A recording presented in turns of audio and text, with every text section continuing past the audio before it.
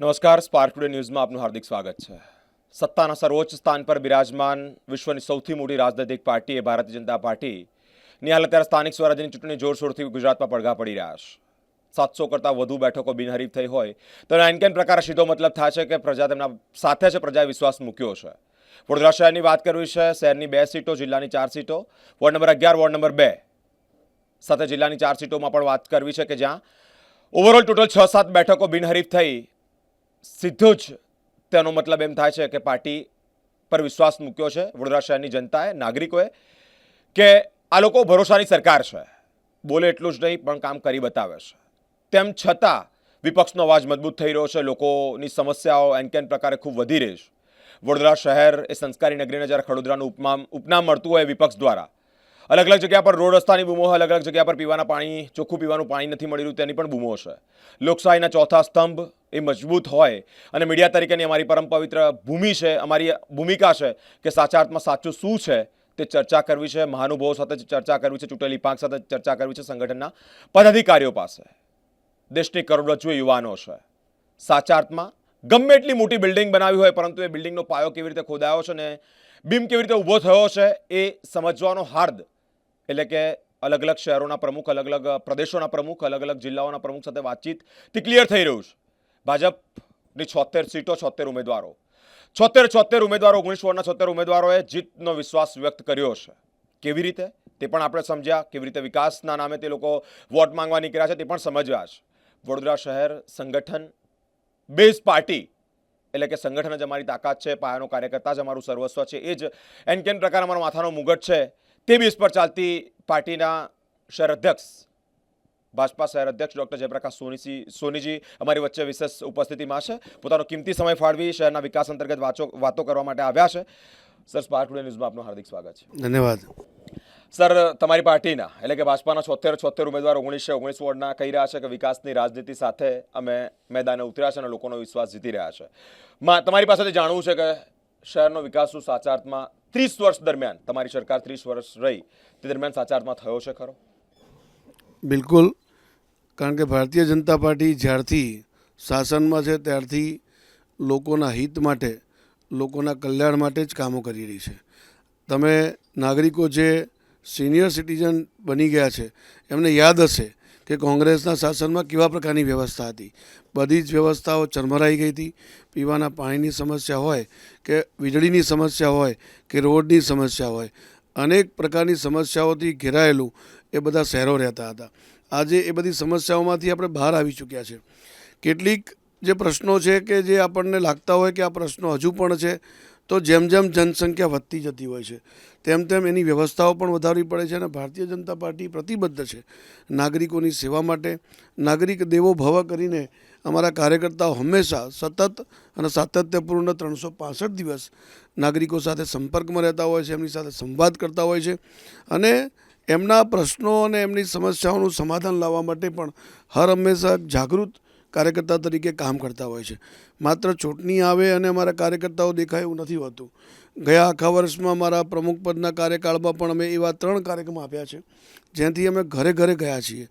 હમણાં જ થોડા દિવસો પહેલાં સ્થાપના દિવસ નિમિત્તે અમે ઘરે ઘરે સંપર્કમાં ગયા હતા. એ વખતે અમે ભાજપાની કરેલી સિદ્ધિઓ પણ વર્ણવી હતી.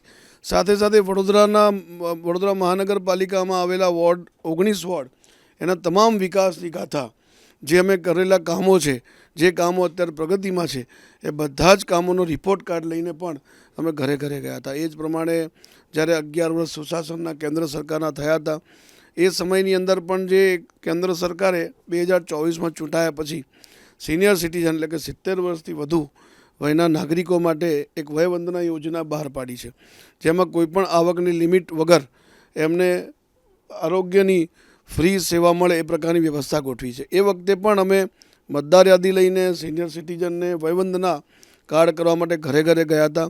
અને આપણે જણાવીને આનંદ થશે કે એ વખતે અમે 50,000થી વધુ સિનિયર સિટીઝનોના અમે વયવંદના કાર્ડ ઇસ્યુ કર્યા હતા. તો આવી રીતે અનેક કાર્યક્રમોના માધ્યમથી અમારો કાર્યકર્તા એ લોક સંપર્ક, લોક સંવાદ અને એમની સમસ્યાઓનું સમાધાન લાવવા માટે હર હંમેશ કાર્યરત હોય છે. એટલે ભારતીય જનતા પાર્ટી માટે એવું કહેવાય છે કે હંમેશા અમે ઇલેક્શન મોડમાં જ હોઈએ છીએ. એટલે ઇલેક્શન જ્યારે આવે છે ત્યાર તો એને અમે પર્વ તરીકે, જેવી રીતે ઘરમાં કોઈ આપણે ઉત્સવ આવે, ઉત્સવ ઉજવવા માટે જે તૈયારીઓ કરીએ એ પ્રકારની તૈયારીઓ કરીને ઉત્સવ ઉજવવાની વાત ચૂંટણીમાં હોય છે. અમારો કાર્યકર્તા એ મહેનત અને સંઘર્ષ કરીને પાર્ટીને આજે પંચાયતથી પાર્લામેન્ટ સુધી પહોંચાડેલી છે.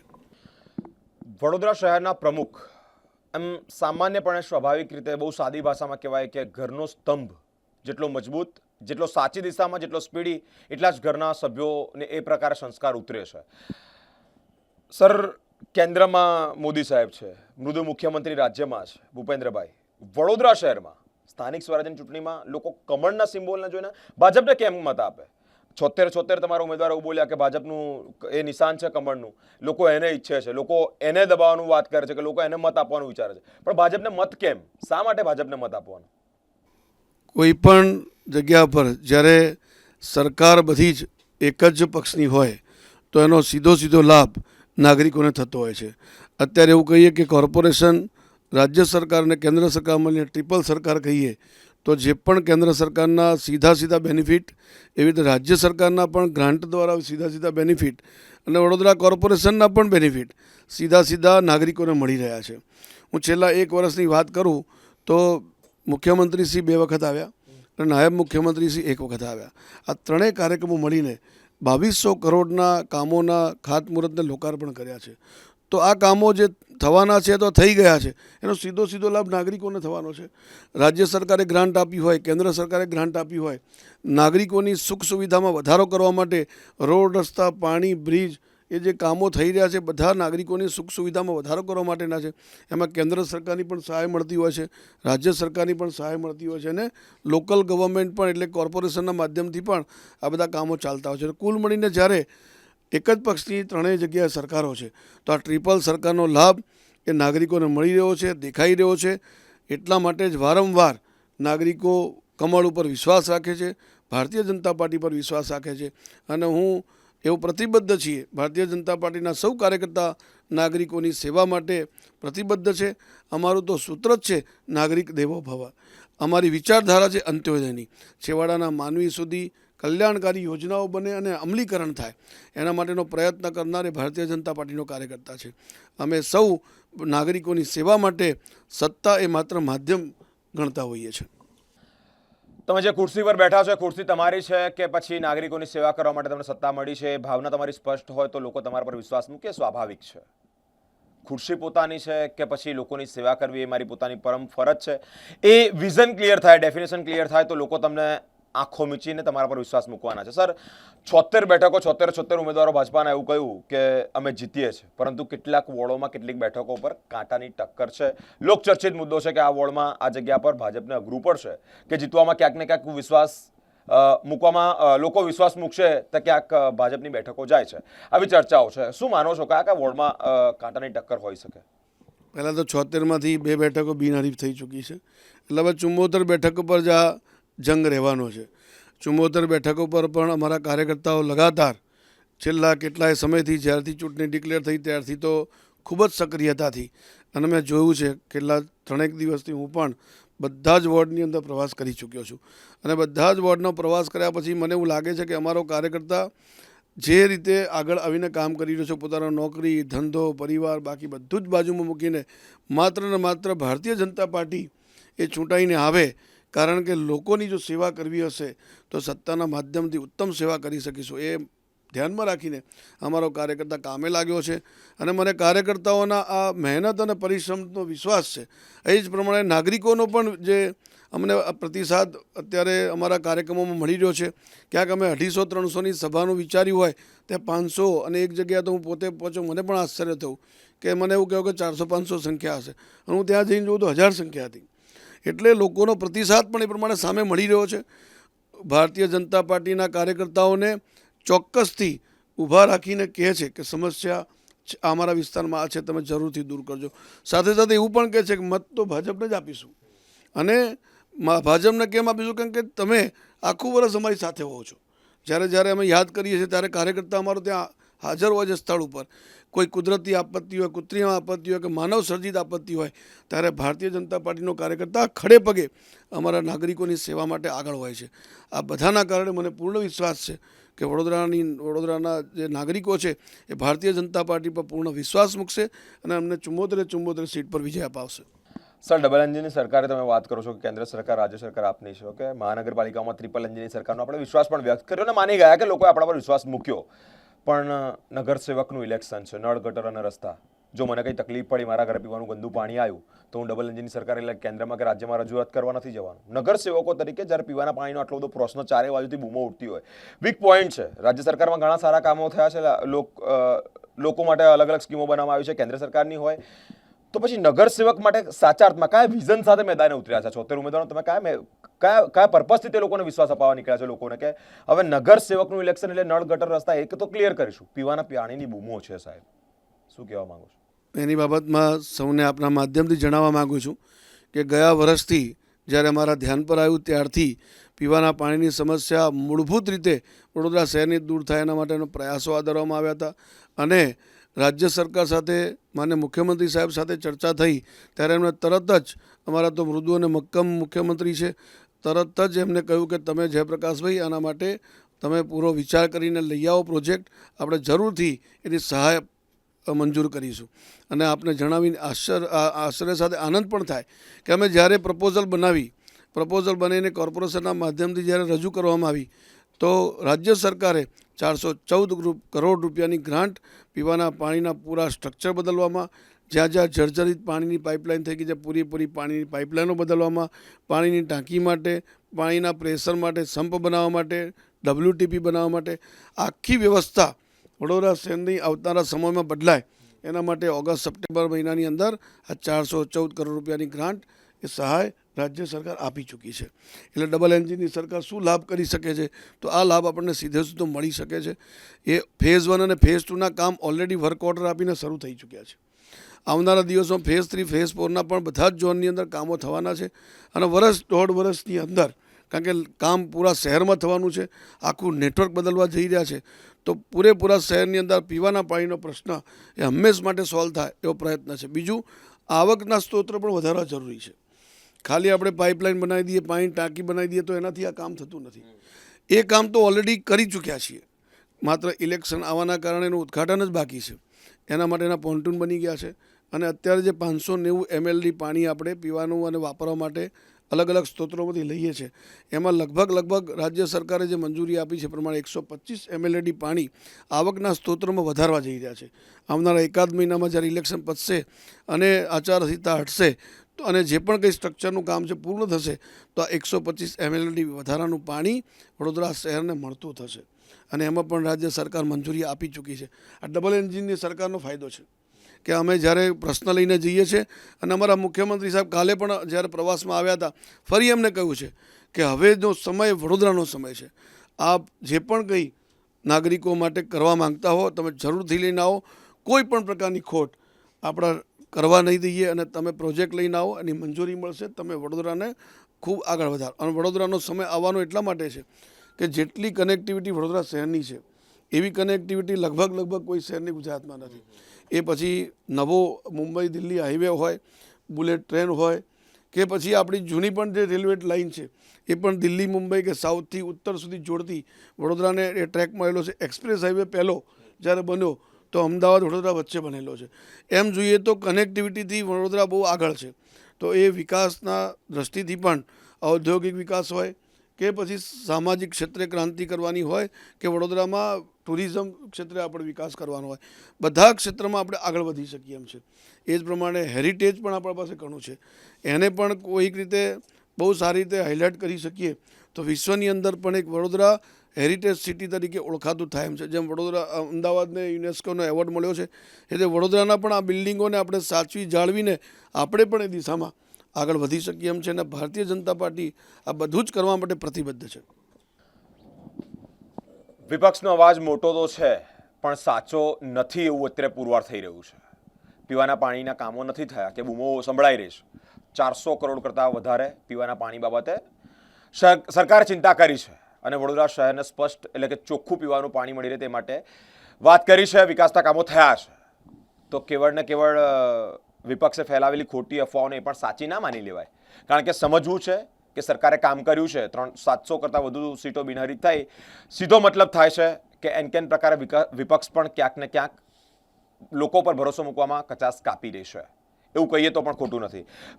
સર, ઘોષણાપત્ર ઇલેક્શન પહેલાં ઘોષણાપત્ર રિલીઝ કર્યું છે અને લોકોને તમે અલગ અલગ કામો કરવાની બાંયધરી આપી છે. એક નજર કરીએ, એક ઝાંખી નજર કે લોકોને હવે જો જીતશો તમારું બોર્ડ બને છે, તમે કહી રહ્યા છો કે ડબલ એન્જિન સરકારમાંથી ટ્રિપલ એન્જિન સરકાર થવા જઈ રહી છે અને વડોદરા મહાનગરપાલિકામાં બોર્ડ બને છે ભાજપનું.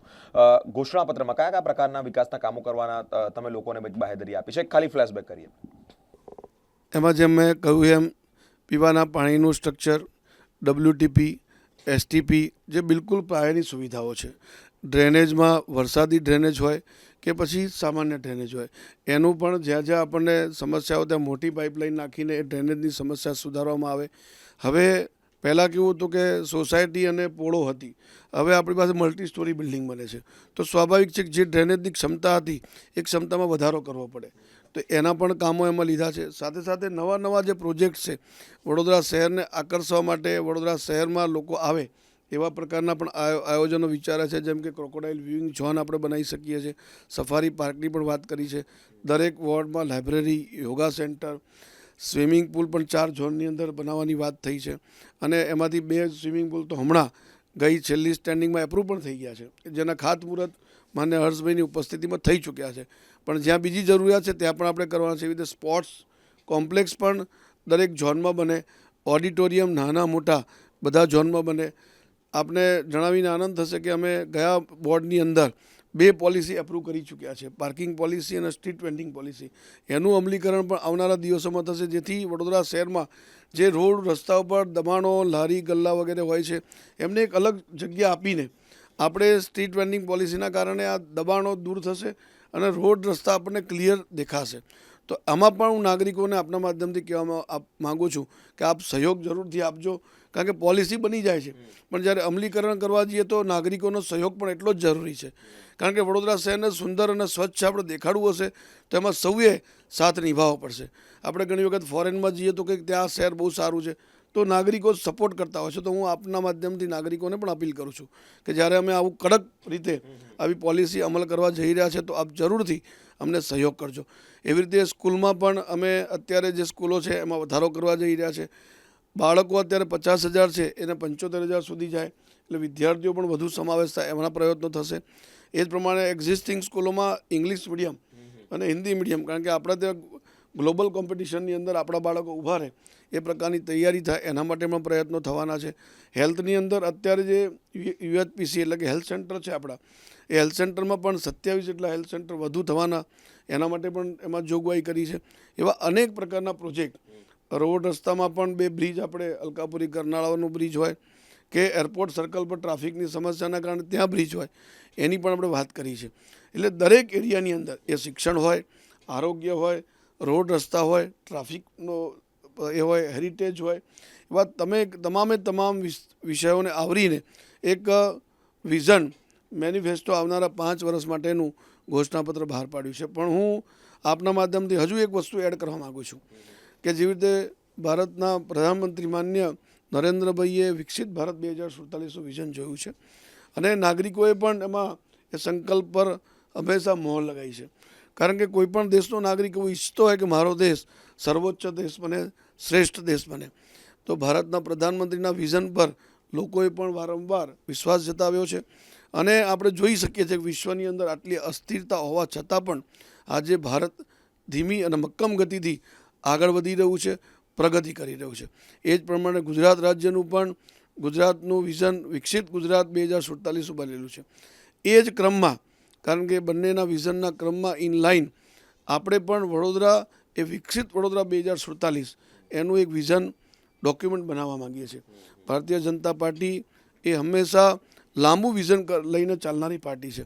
કારણ કે આજે જે જનસંખ્યા છે 2047માં કદાચ જનસંખ્યા આનાથી ડબલ હશે, તો એ વખતે જે જનસંખ્યા હશે એના પ્રમાણે પ્રાથમિક સુવિધાઓ, એટલે કે ફરી આપણે પાણી પર આવીએ કે પાણીની ઇન્ફ્રાસ્ટ્રક્ચર કેવું હોવું જોઈશે, ગટરનું ઇન્ફ્રાસ્ટ્રક્ચર કેવું હોવું જોઈશે, રોડ રસ્તા બ્રિજ એ કયા એંગલથી આપણે આગળ વધી શકીશું, કેટલા રિંગ રોડ આપણને જોઈશે, કેટલા રસ્તાઓની વ્યવસ્થા આપણી સારી જોઈશે, એવા પ્રાથમિક સુવિધાઓ હેલ્થની હોય કે કોઈ પણ હોય એ એક વિઝન ડોક્યુમેન્ટમાં કરીને લોંગ ટર્મ વિઝનથી આપણે કામ કરવા માગીએ છીએ.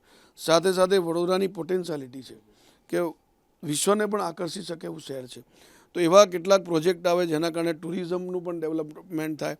શૈક્ષણિક ક્ષેત્રે પણ આપણે ખૂબ પ્રદાન આપી શકીએ એમ છે, તો એ ક્ષેત્રે પણ આગળ વધી શકીએ.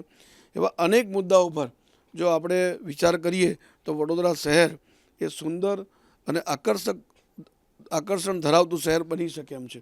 તો એ પ્રકારનું વિઝન ડોક્યુમેન્ટ પણ ભારતીય જનતા પાર્ટી ભવિષ્યમાં કરવા માંગે છે. એટલે માત્ર આ 5 વર્ષના મેનિફેસ્ટો કરતાં પણ અમે આગળ જવા માંગીએ છીએ. તો જરૂરથી આપ આ મેનિફેસ્ટો જોશો તો આપણે ધ્યાનમાં આવશે કે અમે જે કહીએ છીએ એમાં લખ્યું પણ છે કે અમે માત્ર વચન નથી આપતા પણ વચનની ગેરંટી પણ આપીએ છીએ. અને એ જે કામો અમે કીધા છે એ બધા જ કામો પરિપૂર્ણ થાય એના અમે હંમેશા પ્રયત્ન કરતા રહીશું. ખૂબ ખૂબ આભાર પ્રમુખશ્રી. એક સિમ્પલ એન્ડ સરળ ભાષામાં એક વસ્તુ આ બાબતે બહાર આવી કે મકાન કરતાં મહેલ બનાવતા થોડી વાર લાગે. એનો મતલબ એ નહીં કે આપણે જે મકાનમાં રહીએ છીએ મકાન જ ખોટું છે. કેટલાક રિનોવેશનના કામકાજ ચાલતા હોય, મકાનમાં તો ક્યારેક ધૂળ ઉડે. આપણે બહુ સાદી ભાષામાં કહીએ, ગામડાની ભાષામાં તો ઊંડો કૂવો ખોદવાનો, મોટી બિલ્ડિંગ બનાવવાની હોય તો છારું નીકળે. છારાને ગંદકી ન કહેવાય. સીધી રીતે કેન્દ્ર સરકારની યોજના હોય, રાજ્ય સરકારની યોજના હોય, વડોદરા મહાનગરપાલિકાની 400 કરોડ કરતાં વધુ પીવાના પાણીનો પ્રશ્ન સોલ્વ કરવા માટેના મોટા મોટા સમ બનાવવાના હોય, તમામ બાબતે લોકોને 2047 વિકસિત ભારત પ્રધાનમંત્રીશ્રીનું જે સૂત્ર છે તે અંતર્ગત તકલીફ ન પડે. આગામી સમયમાં સરનો તો એ પ્લાનિંગ છે કે વસ્તી વધારો થાય તો એટલા લોકોને પહોંચી વળવા માટે ન કેવળ 5 વર્ષ, આપણે તો અત્યારે સ્થાનિક સ્વરાજ્યની ચૂંટણી એટલે કે 5 વર્ષ કોનું બોર્ડ બનશે, કેવા લોકોના કામ થશે, લોકોની તકલીફો દૂર થશે કે કેમ, તે અંતર્ગત વાતચીત કરવી છે. પરંતુ આ સરકાર, ભાજપ સરકાર, ભારતીય જનતા પાર્ટી કે જે કેન્દ્રમાં, રાજ્યમાં અને હવે વડોદરા મહાનગરપાલિકામાં પણ એક વિશ્વાસ સાથે બોર્ડ બનાવવાનો વિશ્વાસ વ્યક્ત કરી રહ્યા છે. તેઓના વિઝન 2047 વિકસિત ભારત, વિકસિત ગુજરાત અને વિકસિત વડોદરા સુધીનો છે. કેન પ્રકારે એ બાબત પણ સ્પષ્ટ થાય છે કે એક હાથે તાલી ન પડે. વિપક્ષનો જેમ અમે અવાજ સાંભળીએ છીએ તેમ સત્તાધારી પક્ષના નેતાઓ કયા પ્રકારે ચૂંટાયેલી પાંખ કઈ રીતે કામ કરી રહી છે અને કઈ રીતે વિકાસની દિશામાં વોટ માંગવા નીકળી છે તે પણ હાલ અત્યારે સ્પષ્ટ થઈ રહ્યું છે. વડોદરા શહેરનો વિકાસ થવો એ નિશ્ચિત છે.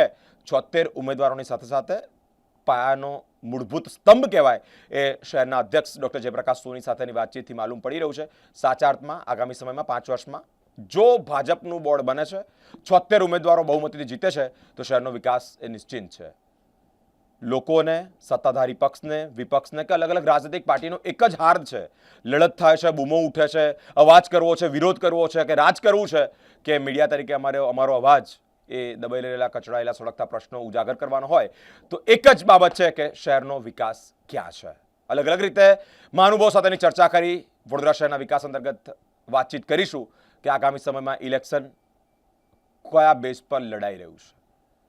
શહેર અધ્યક્ષ ડૉક્ટર જયપ્રકાશ સોની જેની વાતચીત સાથે માલુમ પડ્યું કે શહેરનો વિકાસ એ નિશ્ચિત છે કારણ કે ડબલ એન્જિનની સરકાર હવે ટ્રિપલ એન્જિનની સરકાર બનવા જઈ રહ્યો હોય સાચા અર્થમાં એ પરિપૂર્ણ થઈ રહ્યું છે. અલગ અલગ ટોપિક, અલગ અલગ માહિતી શહેરના વિકાસ અંતર્ગત આ કરતા રહીશું. તમામ અપડેટ આપ સુધી પહોંચાડતા રહીશું. આ તમામ અપડેટ જોવા માટે અમારી સાથે સ્પાર્ક ટુડે ન્યૂઝ પર જોડાયેલા રહો. કેમેરામેન ગૌતમ સાથે હું બિરેન, સ્પાર્ક ટુડે ન્યૂઝ.